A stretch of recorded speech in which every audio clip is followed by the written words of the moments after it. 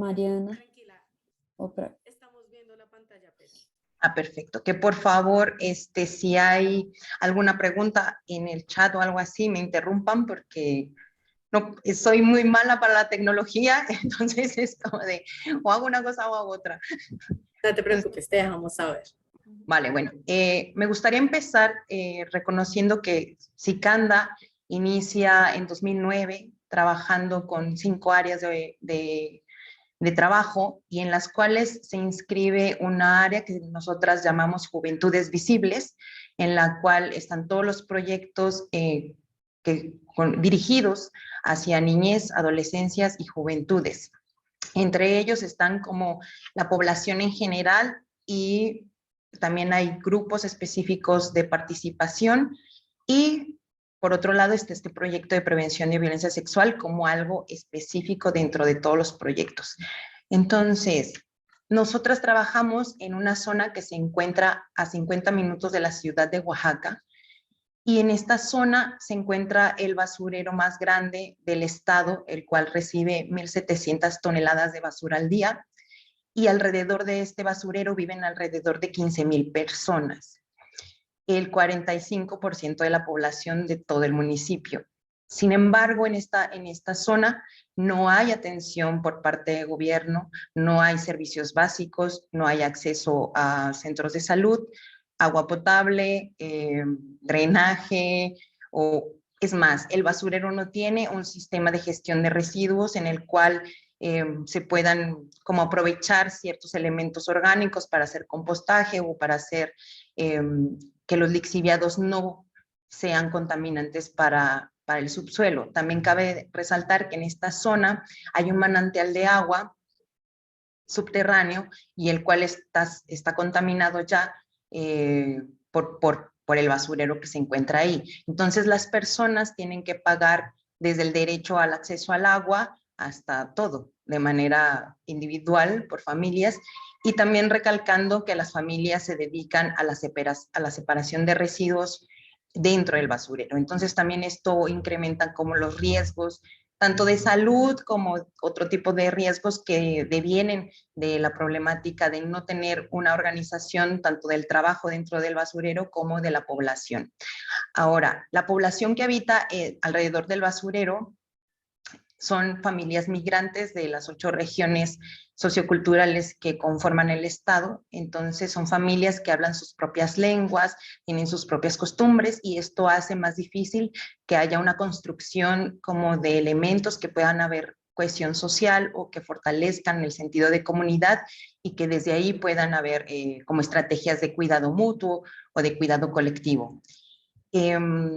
También dentro de estas familias migrantes hay la ausencia de abuelas y de abuelos que se quedaron en sus pueblos de origen y entonces la población es bastante joven, o sea, las personas más adultas tienen alrededor de 50 años, entonces digamos que eso también, el no contar con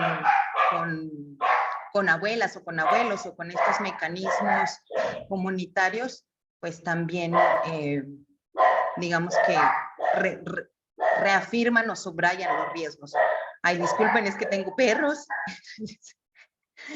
Bueno, pasando al tema que nos compete en esta sesión, nosotras tenemos un diagnóstico general de cómo está la situación y cómo están las condiciones en las que se están desarrollando las niñas, niños y adolescencias en esta zona, y en este diagnóstico resultó que la violencia sexual es identificada como el tercer lugar experimentada por niñez y adolescencias, con una frecuencia del 16% de todas las violencias que sufren. Esto solamente detrás de la violencia familiar, que digamos que viven todo tipo de violencias, y el bullying que sufren en las escuelas. Ahora, esto se le suma que a nivel Oaxaca, el estado es el 4.º lugar nacional en que las niñas han registrado o han ido a pedir ayuda a instancias del gobierno por abuso, violación o agresión sexual. Y el dato más espantoso, digámosle así, es que el 70% de niñas que tuvieron un embarazo forzado y que tienen entre 10 y 14 años de edad, registraron que el padre tenía entre 18 a 78 años de edad. Entonces estamos hablando de que los embarazos adolescentes, ¿no?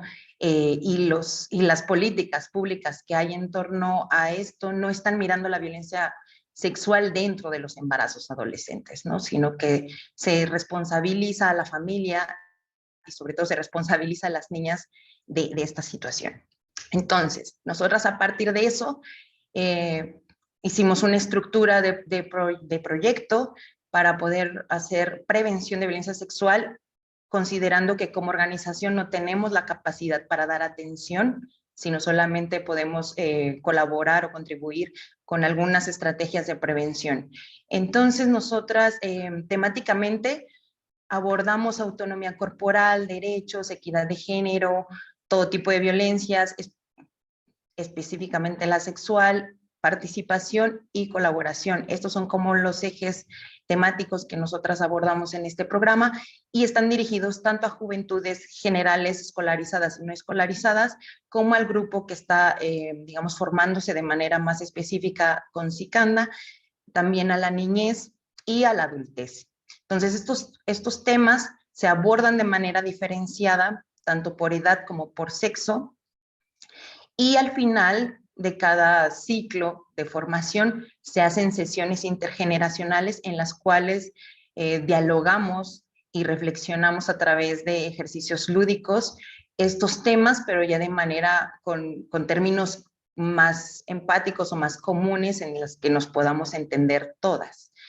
Entonces, a partir de estas sesiones intergeneracionales, se empezó a conformar un comité de protección a niñas, niños, adolescentes y jóvenes en la zona, principalmente conformados por la adultez, subrayando que la adultez es la responsable y la garante, digámosle así, inmediata del bienestar y la protección de niñas y niños y adolescentes. En este sentido, también la organización ha estado haciendo y estableciendo y firmando convenios de colaboración con la Procuraduría de Protección de Niñas, Niños y Adolescentes, también con el sistema DIF, que es Protección Familiar, con la Secretaría de las Mujeres de Oaxaca, con la Secretaría de Bienestar y con el Instituto de Educación Estatal de los Pueblos de Oaxaca. También a la par, como no tenemos capacidad para dar atención a casos de violencia y a víctimas, nosotras hemos estado haciendo convenios con organizaciones que sí están especializadas en dar acompañamiento jurídico, también acompañamiento psicológico a víctimas de violencia sexual.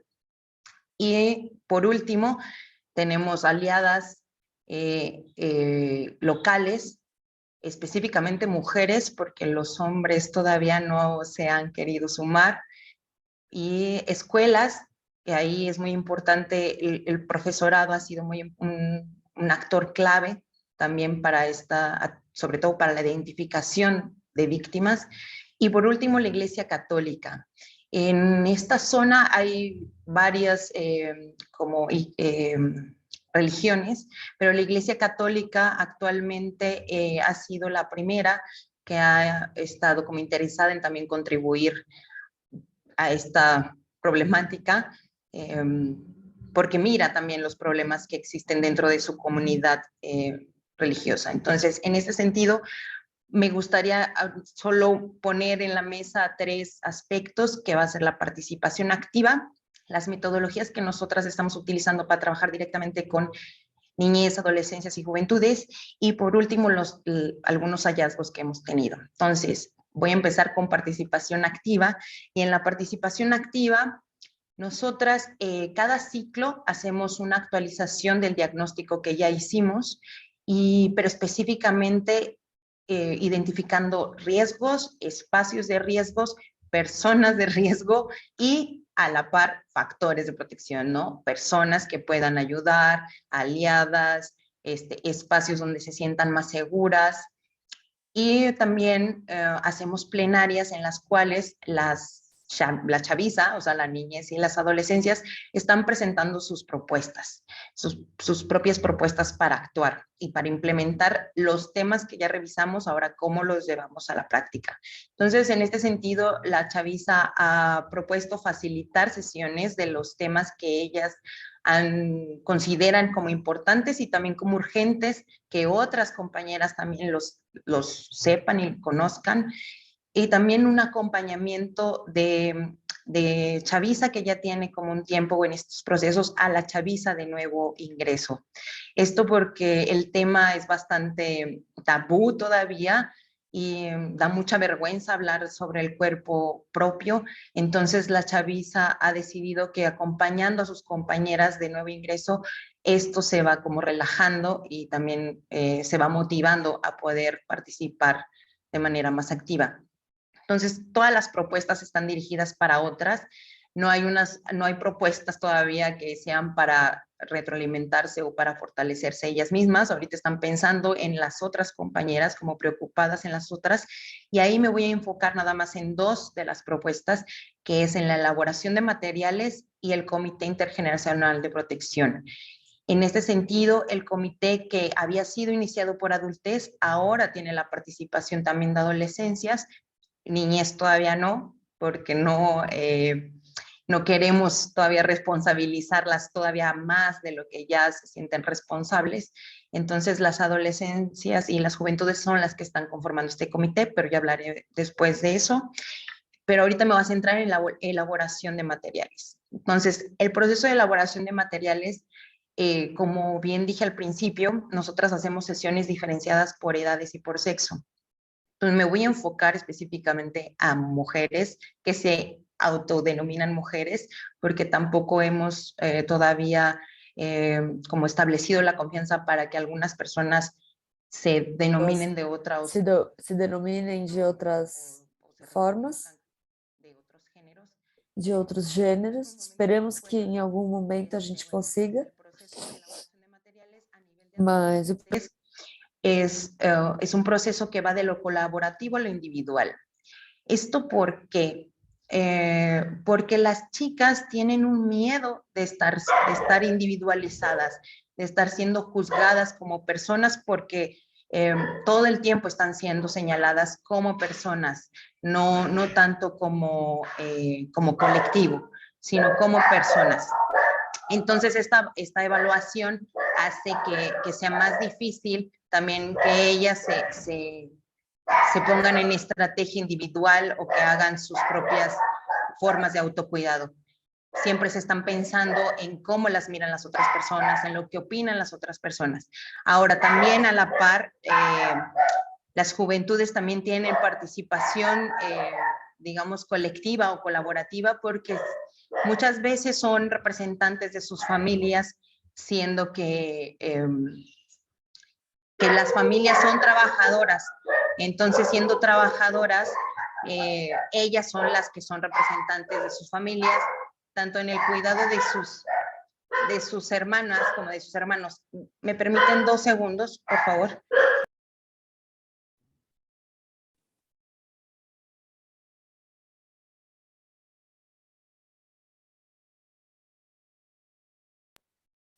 Gracias. Entonces, como este proceso ha sido difícil para ellas individualmente, entonces toda la elaboración de materiales es colaborativo hasta que llegamos a que ellas puedan hacer sus materiales individuales. Entonces, para eso utilizamos equipos colaborativos, se hacen materiales colaborativos que se presentan en plenarias, y ya después de las plenarias con estos materiales colaborativos ya retroalimentados, ellas se sienten más seguras para proponer desde lo individual. Caso que la niñez no es así, la niñez es de lo individual a lo colaborativo, y esto es porque las niñas se sienten muy individualizadas, no han aprendido a colaborar precisamente porque no tienen participación en las familias, no se les considera como tomadoras de decisiones o como participantes activas. Entonces son representadas y son cuidadas, entonces ellas se sienten también con esto, ¿no? Como tutoreadas todo el tiempo y que sus opiniones no son válidas. Entonces, Ha sido un trabajo intenso, sobre todo de aprendizaje, a colaborar, a escucharse entre ellas, y aprender a hacer materiales donde todas se sientan parte de ese material. Entonces, aquí la metodología ha sido como sí revisar materiales ya existentes, a partir de ahí se reflexionan colaborativamente y se hacen los materiales individuales, pero luego esos materiales individuales se traducen en materiales colaborativos. Aquí algo que sucede también con las niñas es que les gusta como presentarles a otras compañeras para ver qué opinan antes de que sea un producto final. Entonces eso también ha sido muy interesante, que las niñas han podido como pegar sus propuestas y sus materiales en las escuelas, hacer tendederos, en las plazas para ver qué opinan, y a partir de lo que opinan, entonces vuelven a hacer materiales colaborativos, y ya finalmente estos, cuando salen en producto final, pues se vuelven a revisar para ver si les gustó, cómo quedó, o si le movemos otra cosa. Hasta ahí materiales, elaboración de materiales. No sé si alguien tenga duda, preguntas, comentarios o algo. Si no, me sigo. Me sigo. Sí, sigue tranquila. Vale. Entonces, el Comité Intergeneracional de Protección a Niñas, Niños y Adolescentes y Juventudes, nosotras primero dijimos, híjole, protección va a ser bastante difícil, ¿no? Porque tampoco hay una capacidad por parte de las personas para ofrecer protección. Pero cuando pusimos prevención, nadie lo tomaba en serio. O sea, digamos que era de, ay, pues nosotras cuidamos a las niñas y a los niños, o sea, no hay forma de que no les cuidemos. Entonces, para poder subrayar que estos cuidados no eran solamente de la atención familiar o la atención básica de la violencia, tuvimos que meter la palabra protección, aunque no estábamos muy de acuerdo y estábamos muy dudosas, pero así está funcionando bastante bien.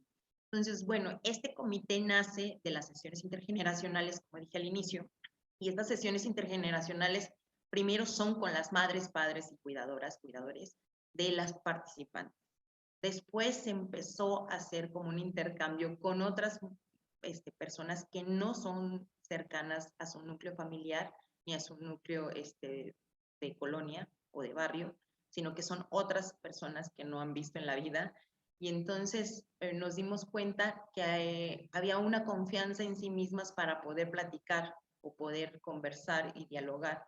Entonces fue cuando empezamos a conformar este comité ya como una figura formal, ¿no? Y no todas las personas quisieron entrarle a participar, sobre todo por el miedo, ¿no?, que hay en qué hago con una víctima de violencia sexual dentro de un contexto de por sí ya violento. En este sentido, el contexto violento no es solamente porque las familias tengan problemas, ¿no?, dentro de comunicación, de machismo, sino también hay organizaciones delictivas que están dentro de la zona. Entonces eso todavía asusta más, porque no nada más estamos hablando de violencia familiar, sino de violencia comunitaria armada. Entonces, en este sentido, empezamos a hablar de cuerpos, ¿no?, de los cuerpos, del cuidado del cuerpo como algo básico dentro del comité, y resultó que empezaron a ver como experiencias y sentires comunes como en este cuidado del cuerpo. Y empezamos también a mirar que las personas que estaban conformando este comité, todas eran mujeres, sobre todo adultas. Entonces empezamos a vislumbrar como el camino que iba a tener este comité, específicamente dirigido a la protección, a lo mejor sí, de niñas, niños, adolescentes y juventudes, pero más especificado a mujeres, sobre todo por estas experiencias y sentires comunes en torno a sus cuerpos. Entonces empezamos a enfocar todas las temáticas que estábamos platicando y charlando en torno a los cuerpos de las mujeres. Y en ese sentido, lo primero que hicimos fue empezar con educación menstrual, o sea, ya que estábamos hablando de cuerpos, estábamos empezando a hablar de educación menstrual porque también las participantes empezaron a identificar que si no amaban su menstruación, no amaban el resto de su cuerpo y no se amaban a ellas mismas. Entonces, sí ha sido un proceso enriquecedor personal, profesionalmente, porque comentarios como de yo antes odiaba mi regla o mi menstruación o mi periodo y ahora lo siento como un rasgo de salud mental, emocional y física, ¿no? Ya no es como con esta carga simbólica tan pesada y tan monstruosa que se le ha dado a la menstruación. Esto también ha sido benéfico porque tanto charlan entre adultas y niñez y se charla también de la primera menstruación y de la menopausia. Entonces sí ha sido como de, wow, ¿hasta dónde vamos a llegar? Y también en este sentido también se habla de violencia sexual, no nada más de penetración, porque esa ha sido una de las dificultades mayores de hablar de este tema, que todas las personas reducen la violencia sexual a la violación por penetración vaginal. Entonces también ha posibilitado abrir que la violencia sexual no nada más es coital, pues. También, por otro lado, viendo que éramos todas mujeres y que todas estaban compartiendo sentires y experiencias comunes, empezamos a mirar que también había espacios en los que podríamos tener mayor complicidad. Sí, son espacios que han sido asignados por roles de género como la cocina, como el cuidado, pero que nosotras hemos identificado que son espacios donde ellas se sienten muy cómodas, porque son los espacios en los que han estado participando. Y entonces empezamos a generar estos espacios para charlar de cosas profundas, ¿no? Y estos espacios también han abierto a ellas la posibilidad de generar otros insumos para su autocuidado o para el cuidado colectivo. Y en este sentido hay como una resignificación o una reconfiguración de estos espacios de manera personal, ¿no? Es decir, ya no se sienten solo mamás, hijas o amas de casa o que no puedan tener otros proyectos y que no sean reconocidos los roles que ya hacen, sino que empiezan a reconocer la importancia de sus contribuciones y de sus aportaciones dentro de estos espacios. Finalmente, ahora sí tenemos un plan. Ha sido difícil, como 1 año y medio, para tener un plan en forma de este comité intergeneracional, pero ahora lo tenemos. Y este plan está basado en poder generar atención inmediata, estrategias de atención inmediata y canalización. No, hasta ahí va el plan. Entonces, para estas dos acciones, se propusieron tener como capacitaciones sobre primeros auxilios psicoemocionales y también tener estrategias de cuidado mutuo, viendo que estas dos temáticas podrían hacer como base de herramientas para poder tener una atención inmediata, pertinente, oportuna, no revictimizando, sino tratando de hacer lo mejor posible por la víctima. Y el cuidado mutuo ha sido porque también ellas se sienten vulneradas, ¿no? Tanto por el contexto, por la temática, como también por, digamos, la atención que puedan recibir por parte de las instancias gubernamentales en el acceso a la justicia y la protección de víctimas. Entonces, en los primeros auxilios psicoemocionales, este taller se trató de qué hacer y cómo hacerlo, sobre todo subrayando en cómo hacerlo, porque muchas veces se sale como la intuición o se sale la experiencia del cuidado que ya se tiene de manera personal y estas prácticas pueden volver a victimizar a la víctima. Entonces sí nos dimos cuenta que desde las palabras que utilizamos hasta los comportamientos o las actitudes que tenemos en la atención primera de quien busca ayuda, pues revictimiza y esto también hace que la víctima se eche para atrás o que diga que no es cierto o que se quede estancada ahí. Entonces, sin buscar otro tipo de ayuda. Entonces, también el cómo hacer ha sido indispensable para que la víctima se sienta acompañada, no se sienta sola y pueda acceder a otros recursos de protección. Entonces, estos primeros auxilios emocionales, psicoemocionales, que ya Kat nos compartirá una infografía muy sintetizada de qué hacer, qué no hacer. Y es para la atención inmediata, es cuando llega una persona y te pide ayuda, ¿qué haces? ¿Qué haces inmediatamente? ¿Cómo contienes también emocionalmente y psicoemocionalmente a la persona que busca ayuda? Entonces, de manera indirecta, lo que trata de hacer estos primeros auxilios psicoemocionales es identificar los recursos que existen para poder ayudar a la víctima, también identificar las redes de apoyo con las que cuenta la víctima y finalmente canalizar a instancias de gobierno o a organizaciones de la sociedad civil que puedan acompañar este proceso jurídico psicológico de la víctima. Aquí cabe resaltar que como estamos hablando de niñez y adolescencias que son menores de edad, también hemos recibido en estos primeros auxilios psicoemocionales asesoría jurídica, porque hay cosas que no podemos hacer porque entonces estamos cayendo también en un delito. Entonces hay que tener cuidado por todos lados cuando se trata de violencia sexual, pero sin que se quede en no hago nada mejor, porque está muy difícil. Entonces, sí, los primeros auxilios psicoemocionales también ayudaron a que tanto el comité entendiera toda la dimensión que es ser parte del comité y también motivar a decir, ay, pues vamos a hacer estrategias de prevención más que de atención. Y por otro lado, estos primeros auxilios psicoemocionales también se han compartido con docentes porque son los primeros y las primeras que identifican, detectan o reciben estas solicitudes de ayuda. Entonces, el profesorado ahorita se está formando en primeros auxilios psicoemocionales, hombres y mujeres por igual, pensando en que son un mecanismo de primera atención inmediata, además del comité, ¿no?, de protección.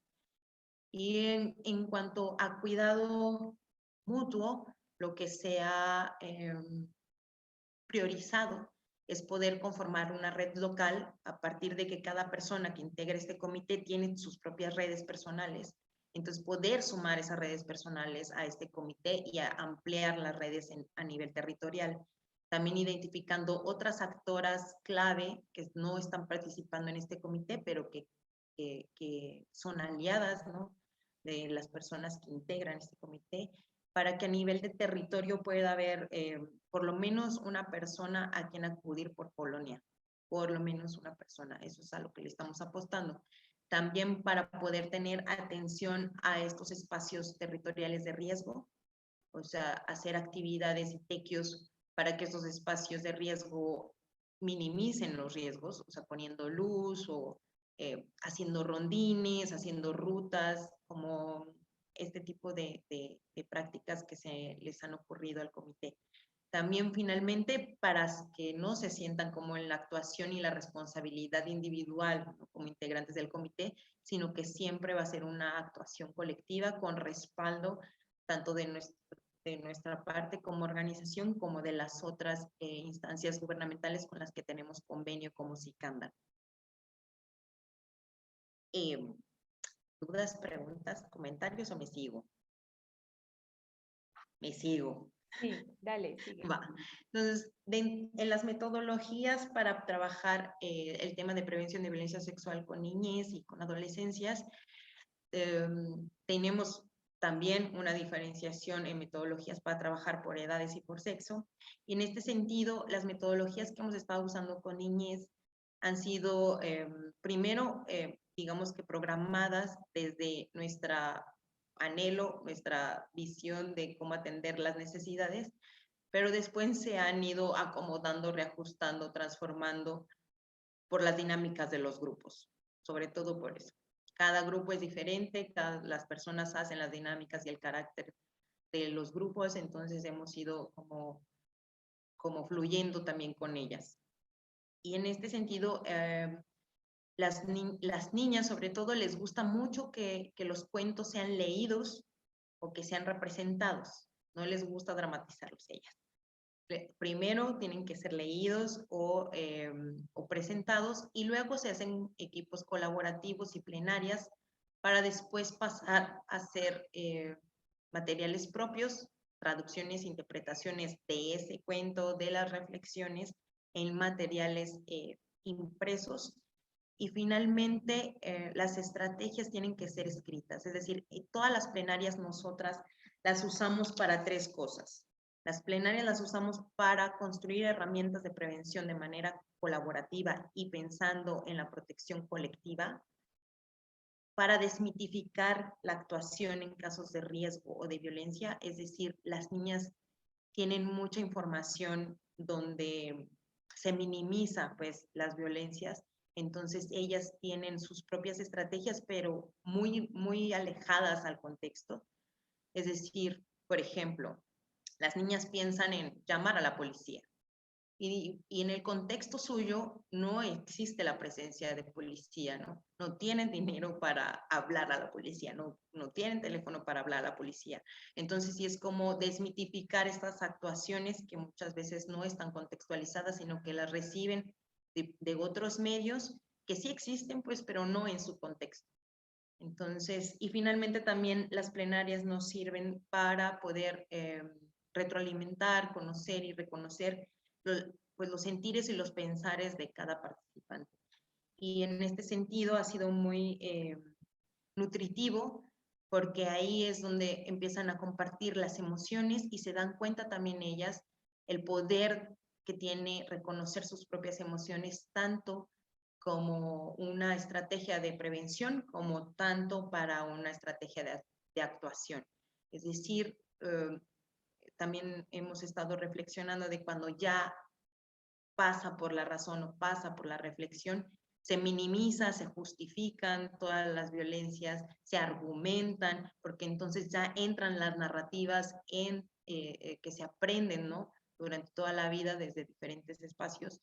Entonces, más bien el sentir, la intuición, el sentir de la piel, de las emociones, va a ser como nuestro termómetro, ¿no? Y finalmente se hacen promesas. Y estas promesas son colectivas, no son promesas individuales, y lo subrayo porque las adolescencias sí hacen promesas individuales. La niñez no hace promesas colectivas de cuidado mutuo, sobre todo para poder establecer que la responsabilidad no es individual del cuidado, que no están indefensas, que hay otras personas, ¿no?, que están respaldando su bienestar, su desarrollo, su estar en la vida. Y estas promesas también son la base de empezar a crear redes desde temprana edad. Y la metodología de juventudes, a diferencia de la niñez, a las juventudes sí les gusta hacer drama. Entonces les gusta el drama y les gusta que los cuentos que utilizamos para reflexionar las temáticas sean dramatizados o que ellas los dramaticen. Entonces, después de estos cuentos dramatizados, lo que se hacen son plenarias. También se hacen muchos juegos lúdico-vivenciales, pero de contacto, en donde forzosamente se tengan que tocar entre ellas, porque tocarse a sí mismas o tocarse entre ellas es súper mega difícil, sobre todo por la vergüenza y todos los símbolos que hay de aplastar el cuerpo de las mujeres, ¿no? Y sobre todo en el contexto que hay altos índices de feminicidio, ¿no?, en México. Entonces, el cuerpo de las mujeres es intocable, entonces es casi forzado pues que se tengan que tocar entre ellas también para abrir más confianza, para compartir ya también sentires y pensares y formas de colaborar. En las plenarias donde se elaboran los materiales colaborativos, y también al pasar a hacer materiales colaborativos, también se recalca y se subraya que todo lo que hacen es para ellas. O sea, que lo hacen de sí para sí. No es como la escuela, no es la familia, ¿no? Que muchas veces lo que hacen es para otras personas, y se subraya que todo, absolutamente todo lo que se hace, lo que se reflexiona, lo que se observa, lo que se experimenta en estas sesiones es para ellas, de ellas. Y finalmente se hacen promesas, y sí se hacen promesas colectivas, pero más bien pensándose en ellas dentro de este colectivo. O sea, las promesas son para ellas, para sí mismas. Y esta estrategia de prometer cosas, aparte de que es como una especie de ritual donde toda la sesión muy dura y cruel y hablando de cosas muy fuertes se vuelve mágica. Entonces, y no usamos ni flores, ni velas, ni como estos elementos espirituosos, sino solamente el silencio de prometer y pensar, ¿no? Personalmente, ¿qué quiero prometer? Ha sido, oh, sí, yo pensé que al principio dije, chin, es difícil, ¿cómo vamos a prometer algo? ¿Cómo vamos a llegar a ser espirituosas después de algo tan rudo? Pero es como una descarga de todo lo que se revolvió, de todos los sentires que se revuelven hablando de estos temas tan crueles. En las promesas como que es un alivio, también se van como contentas, se van como arropadas, apapachadas, ya no se van con esta frustración de no hay nada que hacer, no se puede hacer nada, sino que se van como más contenidas entre ellas, ¿no? No necesariamente que tenga que haber otra persona que las contenga. Y también puse así como de flash, como las metodologías que utilizamos con personas que se autoescriben hombres. Y aquí es algo muy interesante, porque aquí no hacemos como con la chaviza cuentos, aquí nos vamos directo al juego de contacto. Pero estos juegos de contacto tenemos el cuidado de que sean juegos de contacto que no sean de competitividad, sino que finalmente la reflexión sea de colaboración. Y las reflexiones, tanto de los juegos como de los temas que se abordan en estos juegos, tienen que ver con cuestionar el poder, el ejercicio del poder, tanto entre ellos como ellos hacia otras personas. Y estas reflexiones sobre el poder ha sido como la clave para también empezar a cuestionar pues otras violencias que ellos están sufriendo, porque cuando hablamos de violencia sexual, ellos no se miran como víctimas, se miran como agresores, y también esto es parte también de la información que se comparte en medios y en la familia y en los comentarios comunitarios. Entonces ellos no se creen víctimas. Entonces, para desmitificar un poco esto de que los hombres son las únicas personas agresoras, cuestionamos el poder, el ejercicio del poder. Y preguntas, dudas, comentarios, o me sigo. Yo tengo una pregunta. Dime. Y es, al principio de la presentación nos mencionaste que las niñas como tal no son tomadoras de decisiones y no son entendidas como personas activas en sus núcleos familiares. ¿No me escuchas? Ay, no te escuché. ¿Aquí me escuchas? Ya, sí. De pronto son mis audífonos. Que al principio nos mencionabas que las niñas tienen dificultades para ser reconocidas como personas activas y agentes tomadoras de decisiones que tengan voz propia en sus núcleos familiares. Y quisiera saber de pronto algunas estrategias que ustedes han podido encontrar como para tejer ese vínculo entre las chicas y sus familias, pues como para mejorar este tipo de situaciones. Fíjate que esto es muy interesante porque todos los materiales que hacemos en las sesiones, ellas se los llevan a casa. Entonces, se los llevan para compartir, sobre todo cuando son como materiales como voluminosos, como en 3D, más allá de los dibujos, y les explican a las mamás. Y sabemos que les explican a las mamás porque tenemos reuniones, sesiones con las mamás. Entonces, muchas veces las mamás también comparten de, ay, yo no sabía esto, hasta ahorita lo estoy aprendiendo y me lo enseñó ella, pues, ¿no? Entonces, esa forma de compartir lo que se hace en las sesiones ha sido como la primera estrategia, como para poder que las chicas también se sientan partícipes dentro de sus familias. Y la otra estrategia que hemos utilizado es que en estas sesiones intergeneracionales, que se hacen con sus madres al principio, Ellas son las que ponen el tema, la compartencia, ¿no? O sea, ellas son las que dirigen qué quieren, qué no quieren. Y finalmente, en estas mismas sesiones, como hay diálogos entre mamás y niñez, hay diálogos y entonces hay una escucha activa forzosa, obligatoria, ¿no? Y entonces se empieza a ejercitar esta escucha activa para dentro a lo mejor de estos espacios, pero que luego pueda aportar fuera de estos espacios.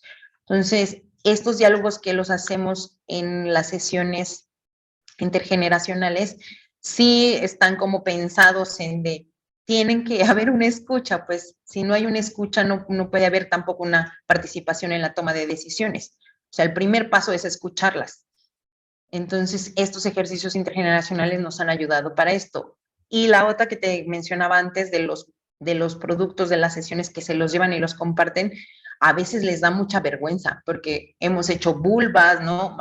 Úteros, matrices, o sea, la menstruación, o sea, hemos hecho un montón de cosas sobre todo de eso, ¿no? Que es como lo que menos quieren hablar de su cuerpo.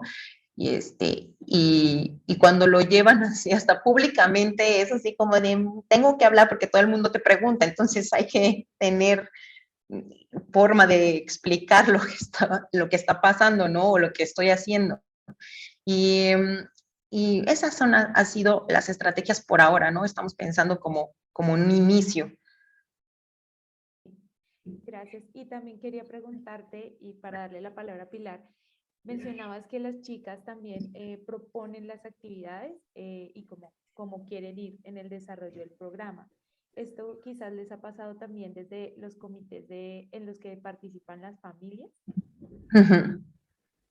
Sí, fíjate que nosotras como organización, cuando hacemos una programación, reconocemos el currículum oculto que tienen todas las organizaciones en la implementación de actividades. Hay un currículum oculto que a veces ni se mira, ¿no? Por estar en la rutina de hacer, hacer, hacer.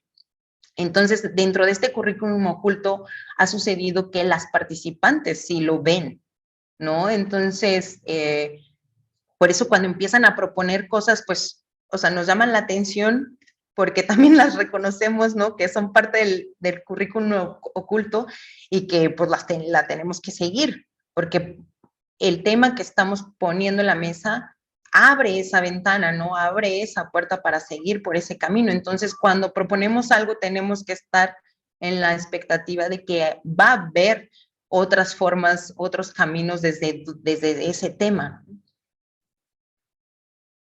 Lo que sí quiero aclarar es que tenemos muy claro los indicadores que prometemos, que nos comprometemos con las fundaciones. O sea, sí tenemos muy claro los indicadores, pero luego en la implementación hay como esta fluidez. Gracias, Pera. Pilar, ¿tienes una pregunta? ¿Cómo estás, Catherine? Pera, en primer lugar, felicitar por el trabajo que realmente están haciendo y realmente el tema de la violencia sexual pues es uno de los grandes temas que realmente se ha acrecentado incluso en tiempos de pandemia. Creo que acá en el caso nuestro, en el caso de Perú, tenemos también una gran cantidad de niñas menores de 14 años. Es más, hemos tenido en el año 2020, hemos tenido, si más no me equivoco, 26 niñas menores de 9 años embarazadas. Entonces, realmente es un problema que realmente nos pone, pero como que los pelos en punta y decir, ¿qué hacer frente también, sabiendo que tenemos unas, digamos, nuestras autoridades actualmente están justamente con arremetidas para poder incluso la educación sexual integral dentro de las escuelas? Y creo que acá nosotras desde nuestra organización, desde Promsex, estamos también tratando de impulsarlo, algo parecido a lo que ustedes están haciendo y tiene que ver con la educación sexual fuera de la escuela, ¿no? Entonces creo que ahí encontramos puntos en común y me parece, te escuchaba y decía, interesante lo que hacen para poder buscar, digamos, estos aliados que son justamente los adultos que van a ser los sensibilizados que en realidad lo que queremos es que ellos acompañen los procesos de ESI, los chiques en la comunidad. Entonces yo ahí quería más un poco preguntarte si ustedes, lindo, yo veía las fotos que tú presentas y decías, ¿ustedes tienen ya algo sistematizado con respecto a estas estrategias, estas actividades lúdicas que están utilizando con los chiques y con los adultos en su trabajo? Sí, sí tenemos, híjole, uf, es lento, es horrible, o sea, ya cuando ves ya estás atrasada 1000 años, ¿no? Porque la dinámica va demasiado rápido a la cuestión de sistematiza, pero estamos haciendo todo lo posible por tener lo más actualizado posible, sobre todo las estrategias y las metodologías, porque también, o sea, a veces ya un cuento deja de funcionar de un grupo a otro. Entonces, sí hay una búsqueda constante de qué cuentos, porque nosotras usamos de base el cuento, para poder abordar ciertas temáticas. O a lo mejor el mismo cuento, de repente alguien comenta algo y dices, ah, no lo había mirado que podemos abordar este tema de ese cuento. Entonces, quitas ese cuento de ese tema y te lo llevas al otro tema que la persona dijo, ah, yo veo esto. Entonces, sí ha sido como, híjole, sí cambia en la dinámica, cambia mucho, mucho, mucho, pero estamos tratando de llevarlo más actualizado a la sistematización. Lo que nos puedas compartir, por ejemplo, el tema de las metodologías, ¿no? Porque realmente están súper interesantes de cómo realmente tienen tanto efecto, ¿no? El hecho de que los chiques lleven a la casa y que ellos también busquen aliados adultos, o sea, los vuelves no solamente activos en las propuestas, sino los vuelves activos en la búsqueda de sus sentires sujetos de derecho. Qué interesante realmente. Y fíjate, Pilar, que algo que fue muy emocionante, emotivo, yo hasta tenía ganas de llorar también, es que en la última visita que hizo Mirel a la organización tuvimos una sesión intergeneracional y en esta sesión se trató de identificar espacios y personas de confianza. Y entonces todas, tanto las adultas como las niñas, identificaron a una persona de confianza y esa persona de confianza estaba en esa sesión. La señora, oh, o sea, fue como de, ¿qué? O sea, de todas las que estamos aquí, yo soy la persona de confianza, pues estaba como bien, como reconocida también, ¿no? Por parte de toda la población de que ella es la persona de confianza, tanto de las niñas como de las adultas que estábamos ahí.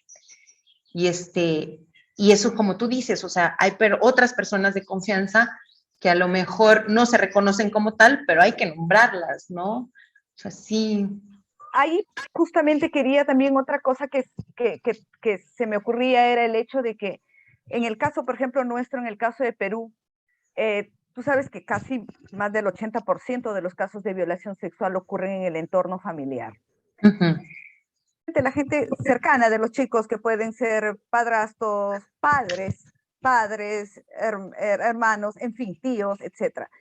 Yo ahí quisiera saber, porque nosotros, por ejemplo, en comunidad siempre encontramos eso y ahí se ocurre, digamos, el quiebre, porque la niña no sabe, puede decir en la escuela, pero como en la casa está el agresor y la niña come en esa casa, o sea, ¿cómo finalmente queda? Porque no hay el sistema, por ejemplo, también de denuncia no funciona porque de repente te dicen, primero tienes que denunciar si quieres tener apoyo psicológico, en fin, muchas barreras así como que jalada los pelos. Entonces ahí me gustaría, Pera, saber cómo ustedes están abordando esta situación, porque es súper complicada, ¿no? Porque las niñas después van a sus casas, o sea, ¿cómo están abordando esta situación tan compleja que es que tienen de repente las niñas al agresor en sus casas? Ay, no, Pilar. Ay.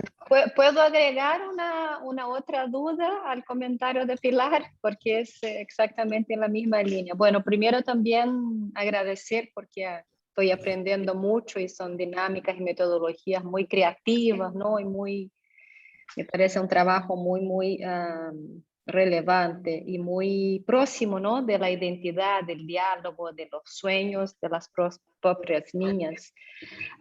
Pero iba a preguntar también en la misma línea de Pilar, porque lo que sabemos también en Brasil, y ahí Também sabemos que no Brasil, no Peru também, em outros lugares também, mais de 80% mais de 80% dos casos de violência sexual contra meninas acontecem dentro de casa. que se dice convívio direto, ¿no? de esta niña. Entonces, dos cosas que le iba a preguntar, sobre todo con las niñas muy chicas, yo veo como un desafío, ¿no? Un reto, es la construcción o de la identificación de la diferencia entre la manifestación o el gesto, ¿no? De afecto, de amor, del abuso. Y eso yo creo que es todavía más difícil con las niñas más jóvenes, ¿no? Entonces eso es un trabajo muy delicado y esta identificación es fundamental. Y la otra es lo que vemos también mucho, es que como ocurre adentro de la casa, hay una resistencia muy grande y el silenciamiento, ¿no? La idea de la sacra familia, en mi casa no. Entonces también entran otros valores culturales, religiosos, que tornan la situación, el rompimiento de este ciclo de violencia aún más difícil. Entonces, traería ahí estos dos elementos para reflexión. Gracias, Andrea. Híjolas, híjolas, híjolas. Bueno, voy a empezar No por el que tenga todas las respuestas, ¿ah? No, ya Creo sé, que Andrea, son pero preocupaciones es la que todas experiencia. compartimos. Qué triste que todas compartamos lo mismo. Pero fíjate que justo, todas las niñas con las que hemos trabajado han sido a partir de 9 años para hablar de estos temas. Pero las víctimas que hemos nosotras acompañado empezaron sus abusos a los 6 años. Entonces, actualmente estamos empezando a pilotear estas temáticas con niñas de 5 y 6 años, pero estamos empezando. O sea, es decir, estamos moldeando también la metodología para hablar a niñas que todavía están construyendo su bien mal, están apenas empezando a reconocer sus emociones. Entonces, lo que hemos estado haciendo hasta ahorita es primero aprender emociones. Estamos hablando solo de emociones con las niñas de 5 y 6 años, solo emociones, solo emociones. Estamos enfocadas en las emociones ahorita, precisamente porque el abuso inicia en esta edad donde las niñas también tienen esta carga, como tú decías, Andrea, de sacralidad de la familia, de no reconocer cuándo es amor y cuándo es abuso. Entonces, nosotras estamos iniciando con el reconocimiento de emociones con ellas, también porque el constructo mental está apenas iniciándose en ellas, ¿no? Apenas si están construyendo sus propios términos para nombrar lo que sucede. Entonces, estamos empezando por eso. Ya después, a lo mejor más adelante, les compartiremos cómo nos va en la feria, ¿no? Si nos va bien y en qué estamos como cambiando esto. Sí, es difícil hablar con las niñas que es pues, muy joven, ¿no? Y por otro lado, Pilar, cuando hemos acompañado casos de violencia, han sido precisamente víctimas de agresores, específicamente hombres, que forman parte de la familia nuclear. Y ha sido un broncón, o sea, ha sido horrible, Pilar, porque no hay espacios, no hay refugios, no hay donde la niña pueda salir de ese contexto y llevarla a otro. Entonces, la primera cosa que nosotras hacemos como organización es localizar a otras personas familiares que puedan recibir a la niña, como para sacarla del contexto inmediato de su casa. Ahora, a esta par, mientras localizamos esto, también se llama a la Procuraduría, porque ellas sí, como instancia gubernamental, tienen algunos mecanismos, ¿no? No siempre tienen lugar o espacio seguro para que las víctimas puedan resguardarse. Entonces, ha sido triste porque muchas niñas han tenido que regresar a sus pueblos porque la mamá la prefiere mandar al pueblo de regreso con los abuelos y las abuelas sola, que eso también está cabrón, disculpen, pero está difícil pues, porque dices, ¿cómo vas a mandar a la niña siendo víctima sola a un pueblo donde no va a tener acceso a atención psicológica, a cómo transformar toda esta culpa y toda esta, es que está muy difícil. ¿Cómo cargar con todas esas emociones siendo víctima en un pueblo? Entonces, donde no hay acceso, donde el servicio no puede llegar. Entonces, esa ha sido la estrategia de las familias, mandar a las víctimas con abuelos y abuelas a los pueblos para ver una separación territorial. Ahora, la otra es que como los procesos jurídicos son larguísimos y horribles, las personas agresoras de estos casos que te menciono, Pilar, siguen viviendo en el núcleo familiar. Entonces, sí es como de, ay, híjoles. Y la mamá sigue siendo víctima de esta persona agresora. Entonces, lo que sí hemos ofrecido a la mamá es asesoría psicológica, porque tenemos otro proyecto que trabaja con mujeres adultas y desde ahí hemos ofrecido esta atención psicológica. Por parte del proyecto también tenemos atención psicológica para las niñas, adolescentes y las jóvenes que colaboramos con nosotras, ¿no? Pero para las mamás es algo específico, ¿no? Porque se trata de otro tipo de violencias. Y para la niñez también ha sido difícil encontrar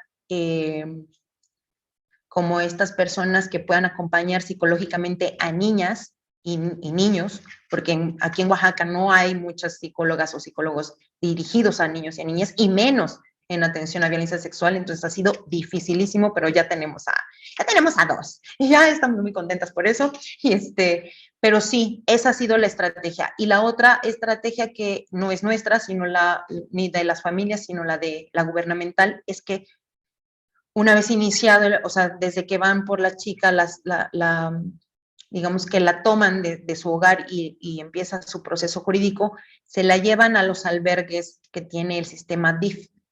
En México se llama así, sistema DIF, de protección familiar, de desarrollo integral familiar. Y se la llevan a estos albergues donde están tanto niñez que tenía situación de calle, como niñez en situación de orfandad. Y lo que hemos visto en estos albergues es que pues, los problemas se agudizan aún más, porque están pues en estos espacios casi de hacinamiento, ¿no? Sin atención, sin amor, sobre todo amor, ¿no? Porque sí hay muchas personas que dan pues la atención básica, ¿no? Pero sin este acompañamiento de arropo, ¿no? De no estás sola aquí. Entonces, hemos evitado por todos los medios que lleguen a estos albergues, tanto por parte de la instancia gubernamental también esta prioridad de eso, que no vayan a un albergue, pero la situación está así, entonces si no van a un albergue se van al pueblo. Entonces, sí es como de... Sí, de hecho, o sea, las historias se repiten realmente. Y gracias por compartir. Sí, Nosotros todavía acá estamos en algunas, nuestras políticas públicas a veces son entendidas por los servidores de manera así, jalada de los pelos, donde dicen, no podemos hacer nada, no se le puede brindar apoyo psicológico si no hay una denuncia primero. No, o sea, situaciones de ese tipo todavía viven las niñas acá. Gracias por compartir. Ahí no. Creo que te estás perdiendo, Pera. Battery 90%. Connected to.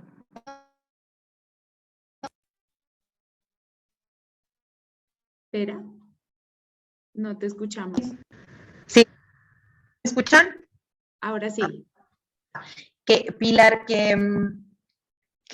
Hasta se me fue la onda. ¿Qué estaba diciendo?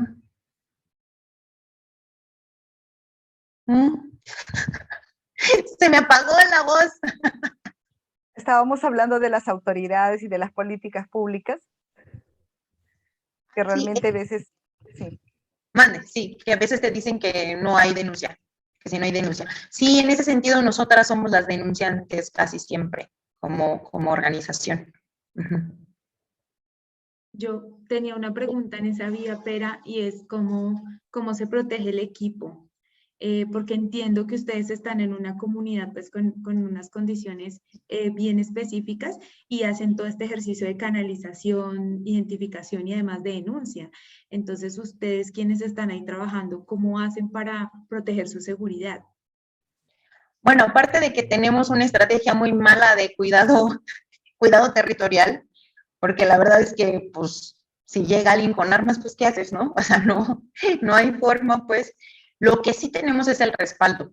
O sea, el tener trabajo, no nada más de prevención de violencia sexual, sino tener trabajo de huerto, en comunidades escolares, con la chaviza más adulta, hace que haya un respaldo comunitario. Y ya nos pasó una vez, que fue, híjole, no lo volvemos a hacer, pero ya nos pasó una vez, y tuvimos que usar esto de el plan de actuación inmediata, y la gente respondió.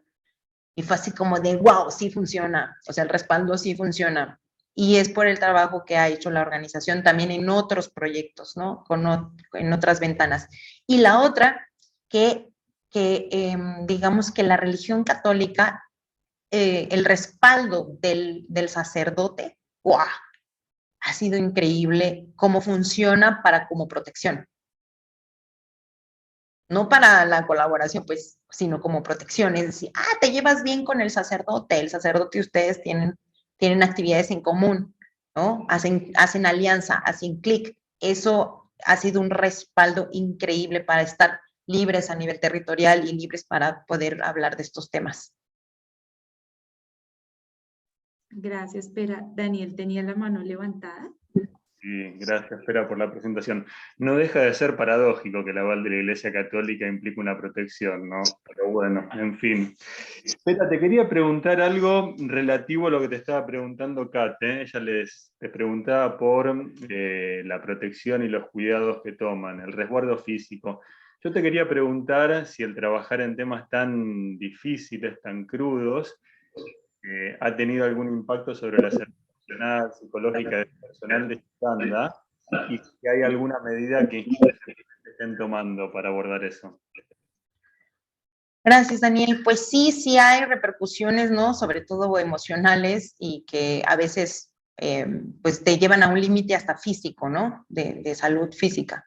Y lo que hemos estado haciendo es que tenemos sesiones psicológicas de cuidado colectivo, y actualmente empezamos a hacer como una formación en cómo tener estrategias de autocuidado y cuidado colectivo ya a nivel organizacional. O sea, sí hemos estado buscando estrategias ya formales, probadas por organizaciones especializadas en esto, sobre todo para defensoras, ¿no?, de derechos, que también es un término que nosotras no nos atribuíamos, ¿no?, como defensoras de derechos, y que este ejercicio o este encuentro con estos talleres sí nos han dicho, es que ustedes son defensoras de derechos, entonces tienen que tratarse ustedes como defensoras de derechos porque están en esa situación de vulneración de sus derechos, ¿no?, en algún sentido. Entonces, sí hemos estado buscando estos talleres y la asesoría psicológica, pero pues también los dineros a veces no están para eso, ¿no? Entonces sí ha sido como el guardadito del guardadito del guardadito, y para hacer este tipo de inversiones. ¿Nos cuentas algunos ejemplos cortitos de qué tipo de estrategias usan en esas sesiones? De cuidados colectivos para defensoras. Pues, por ejemplo, estas, digamos que son como plenarias en equipo, donde se dicen los sentires, pero no hay un juzgamiento y tampoco hay un de te aconsejo qué. O sea, no hay consejo, solamente es votar, o sea, como soltar todo lo que la persona traiga sin decir más nada. O sea, por ejemplo, ese es un ejercicio. Nadie dice absolutamente nada, solamente se va a hablar. También hacemos ejercicios de hablar con la pared, ¿no? También en colectivo, todas mirando hacia la pared, y se saca todo a la pared, o sea, se dice todo lo que se siente a la pared para que tampoco esa energía la reciba otra persona, pues, ¿no? Entonces también son como ejercicios de solo hablar sin tener retroalimentación. Por ejemplo, esos dos ejercicios que son los que más cotidianamente utilizamos. La otra es también hacer estas como sesiones de apapachos, de decir, bueno, necesitamos aprender a masajearnos, ¿no? Tanto automasajearnos en lugares clave o hacernos masajes colectivos en lugares clave también del cuerpo, ¿no? Como para... Buenísimo, gracias.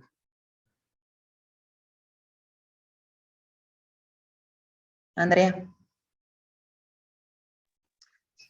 Sí, te quería, bueno, muchas gracias ahí. Te quería preguntar una otra cosa, porque al principio de tu presentación nos traíste ahí un dato, no me acuerdo el porcentaje, pero bien representativo de número de porcentaje de embarazos, ¿no? De niñas de 10 a 14 años. impacto. Ujú. Y también ahí estamos en México con este nuevo posicionamiento de la Suprema Corte en relación al abortamiento.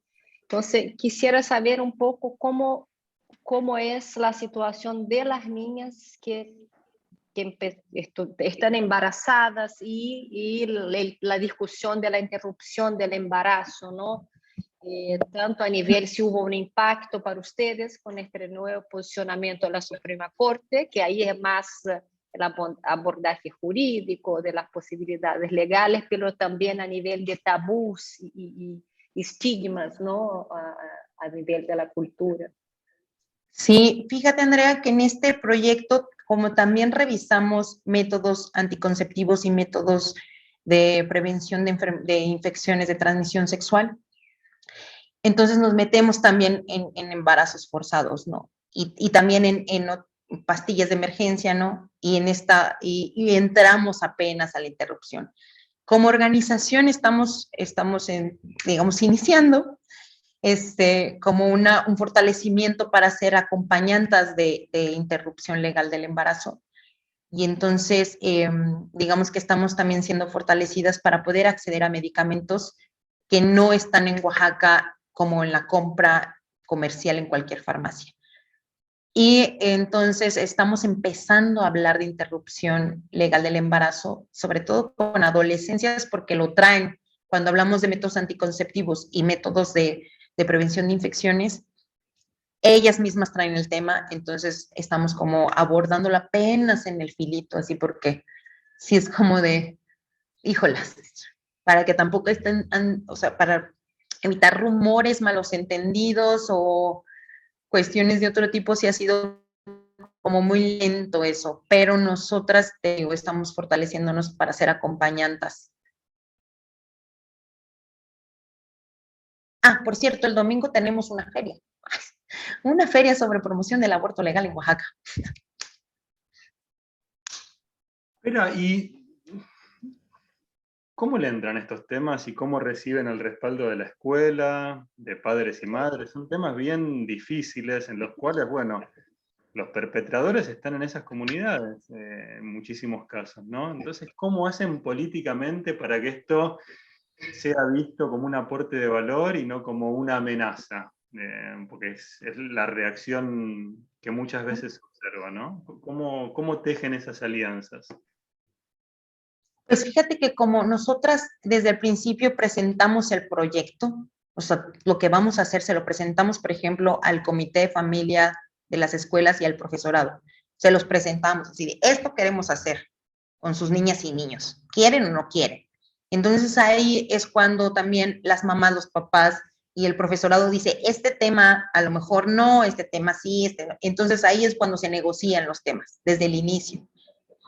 Y entonces a veces hay como cositas, ¿no? Feas que pasan así, que dicen, es que este tema no, que es no sé qué, sobre todo por la parte adulta, ¿no? No por la parte de niñas o adolescentes, sino por la parte adulta que dice, no, este tema como que no, pero es así como de nosotras tenemos firmado un convenio con ustedes donde les presentamos el plan y ustedes dijeron que sí.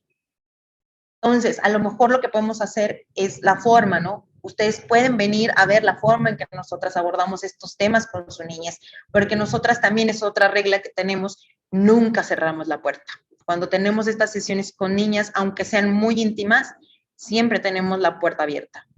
Es como de para cual, y también tenemos esto como muy claro con las adultas de ustedes pueden venir a escuchar y ver con qué estamos haciendo, qué estamos diciendo. Entonces, pero la relación ha sido a veces dura, pues, no de firmado, aquí está firmado, pues.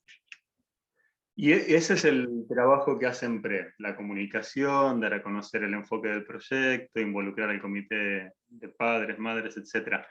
¿Siempre ha fluido bien luego de ese primer contacto o han habido ocasiones en las cuales un grupo familiar, un padre, una madre ha dicho no, esto no me gusta, etc.? Y si hubiera ocurrido, ¿cómo lidiaron con esos casos? Tenemos dos casos hasta ahorita. Uno de profesores, sobre todo hombres profesores, que una vez llegaron y me dijeron, Pera, estás hablando de temas cochinos. Y yo dije, ¿y cuál es el tema cochino? O sea, pues para saber de qué ¿de qué me estamos hablando? Me dice, es que estás hablando de menstruación. Oh, casi me desmayo, ¿no? Primero porque no es un tema cochino, y entonces usted como, porque las niñas comparten, o sea, yo siempre también es la otra, que las niñas siempre se les dice compartan, si les preguntan ustedes digan todo lo que hacemos, aquí no hay secretos, ¿no? Esto no es, aunque aquí haya como una forma de no vamos a juzgarnos, pero ustedes pueden decir lo que se necesite decir, ¿no? Entonces, también es como de, bueno, usted como docente, ¿no? ¿Cómo puede decir que es un tema cochino? Y ya fue como de, vamos a hacer una sesión de menstruación con el profesorado. Entonces, desde el momento en que él dijo, ay, es un tema cochino, dijimos, no, pues hay que hacer una sesión de menstruación con ellos.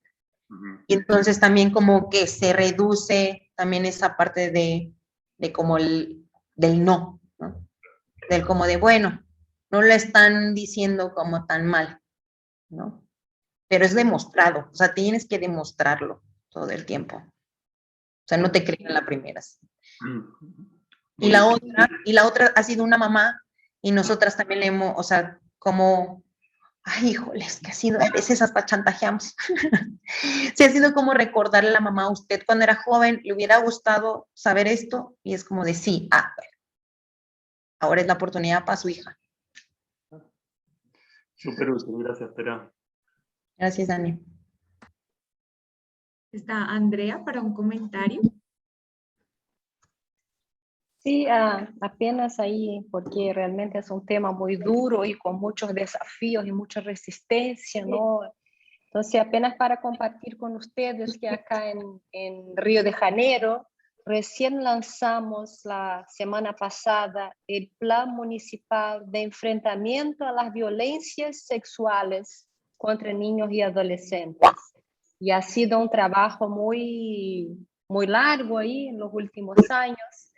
Y interesante de diferentes organizaciones, pensando un poco en lo que hablabas, pero de la necesidad de una red, ¿no? De protección, de apoyo. Entonces, hubo el aporte de diferentes, de la Defensoría Pública, de universidades, de escuelas. Bueno, entonces, y ahí lo lanzamos recién la semana pasada y invitamos, CEPI desarrolló algunos talleres con adultos, no niños chicos, pero adolescentes y jóvenes, un poco para que ellos tuvieran voz sobre el plan, qué es lo que consideraban más relevante, más prioritario, y escribieran una carta enderezada al mayor, al prefeito, como se dice, al alcalde de Río de Janeiro, y también hicieron una música, entonces han mezclado una reivindicación más formal con toda la creatividad, ¿no?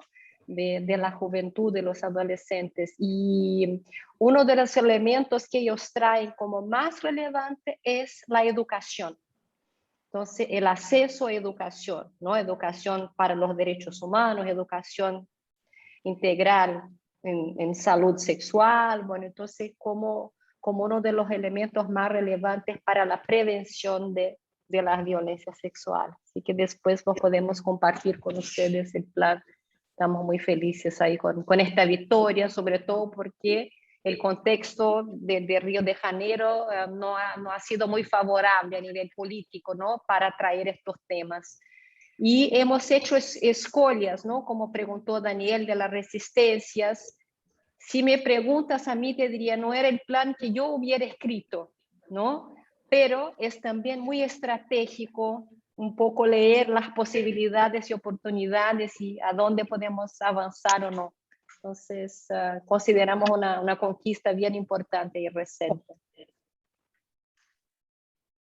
Muchas gracias, Andrea. Y te pediría si nos pudieras enviar este material, si está disponible para compartir, para subirlo también al centro de medios. Creo que sería chévere para que todos pudiéramos consultarlo.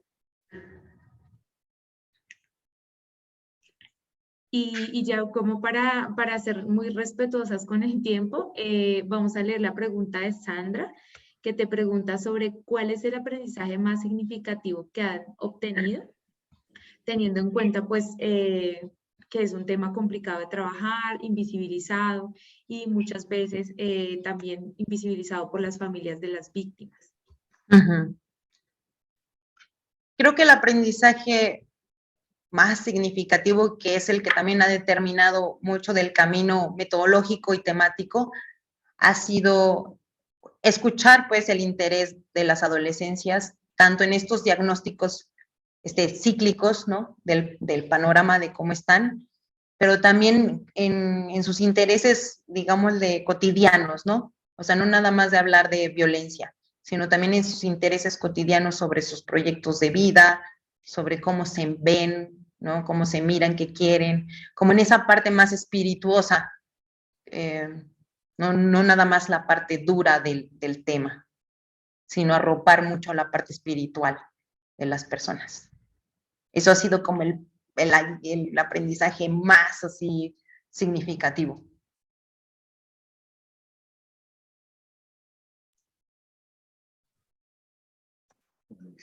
Bueno, pero muchas gracias.